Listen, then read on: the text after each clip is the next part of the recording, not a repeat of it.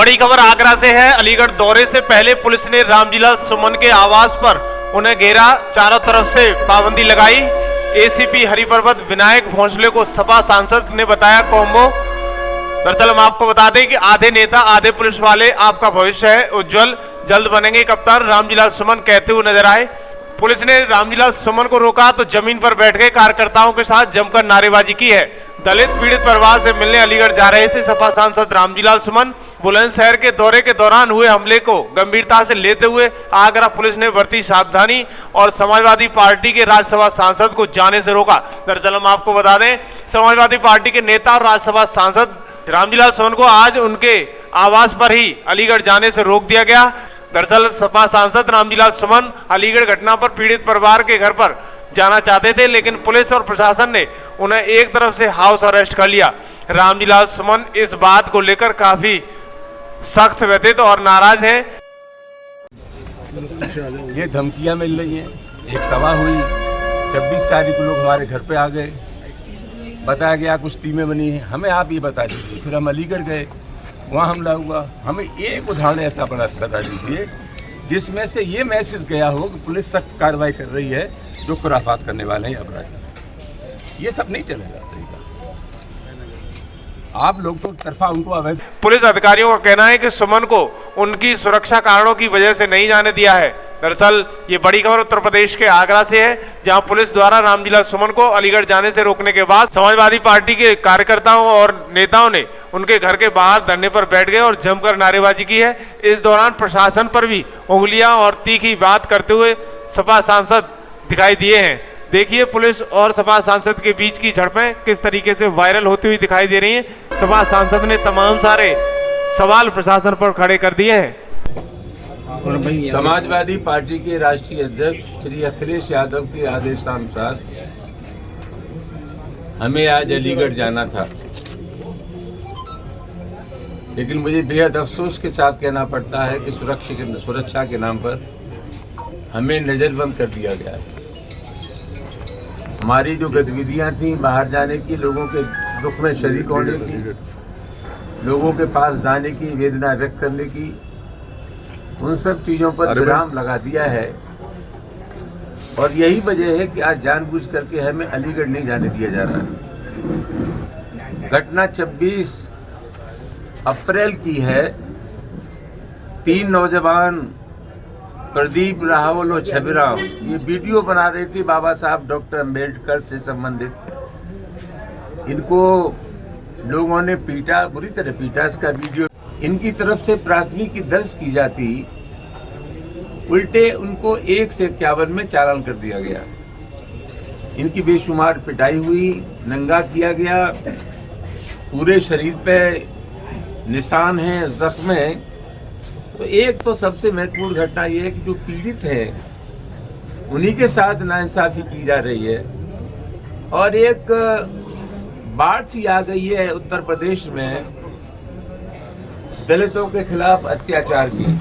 आप लोग जानते हैं कि हम 27 तारीख को बुलंदशहर जा रहे थे और गवाना चेक पोस्ट पे हमारी गाड़ियां रोक ली गई हैं, हमें नहीं जाने दिया बुलंदशहर। वहाँ भी एक सुनहरा गांव में पीड़ित दलित परिवार से हम लोग मिलना चाहते थे और उससे टोल से 3 मीटर पहले हमारे साथियों के ऊपर, हमारे ऊपर प्राणघातक हमला किया। वहाँ पुलिस ने कहा कि बहुत सख्त कार्रवाई होगी, लेकिन कुछ लोगों को, 3-4 लोगों को 1 से 51 में पकड़ करके इनको तत्काल छोड़ दिया गया। अपराधियों के साथ बिल्कुल मेहमानों जैसा व्यवहार हो रहा है। हमें प्रतिपक्ष का भी अनुभव है और सरकार का भी अनुभव है। सबसे अहम सवाल ये है कि जितनी ताबड़तोड़ घटनाएं हुई उनके खिलाफ अगर कहीं से प्रभावी कार्रवाई कर दी जाती तो एक मनोवैज्ञानिक प्रभाव पड़ता खुराफात करने वालों पर, अपराधियों पर। लेकिन कहीं से भी कोई कठोर कार्रवाई नहीं हुई।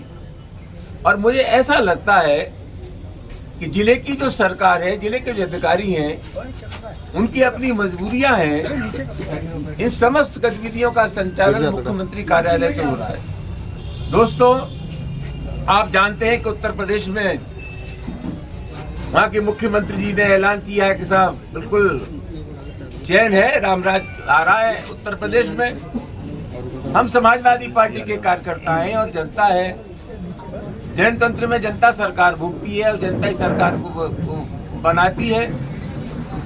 उत्तर प्रदेश की स्थिति ठीक नहीं है और मैं समझता हूँ हम लोगों का जो आकलन है उससे ज्यादा सटीक और सही आकलन सुप्रीम कोर्ट का है, जिसने टिप्पणी की है कि उत्तर प्रदेश की स्थिति बद से बदतर है। तो कुल मिलाकर के अपराधियों के हौसले बुलंद हैं। ये जनतंत्र की हत्या है।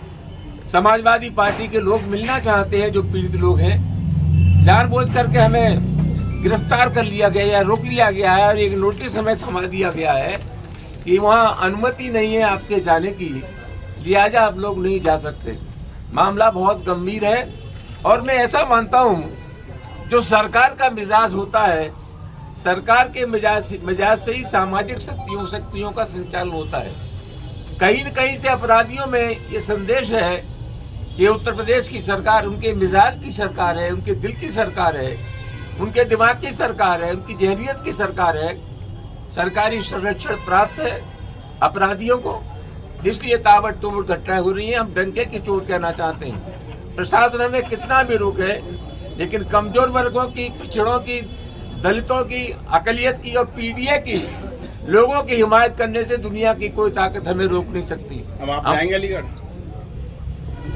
हम अलीगढ़ जाना चाहते हैं। सुबह से हमने घेर रखा है और ये फरमान जारी कर दिया हमारे खिलाफ कि अनुमति नहीं है आपको अलीगढ़ जाने की। हम तो यहाँ से निकलेंगे, पुलिस अगर पकड़ना चाहे तो पकड़ ले, तो हमारी कोशिश है अलीगढ़ जाने की। और हम चाहते हैं, हमारी अभी पार्टी के राष्ट्रीय अध्यक्ष जी से बात हुई थी कि अगर प्रशासन को हमारे जाने में कहीं दिक्कत है तो जो पीड़ित परिवार है, जिन बेगुनाह लड़कों की पिटाई हुई, उन बेगुनाह लोगों को हमसे मुलाकात कराई जाए। हम उनको लेकर के पार्टी राष्ट्रीय अध्यक्ष जी के पास जाएंगे। मुझे नहीं लगता ये क्या करेंगे, लेकिन मैं इतना जरूर कहना चाहता हूँ कि सरकार के इशारे पर ये सब काम हो रहा है।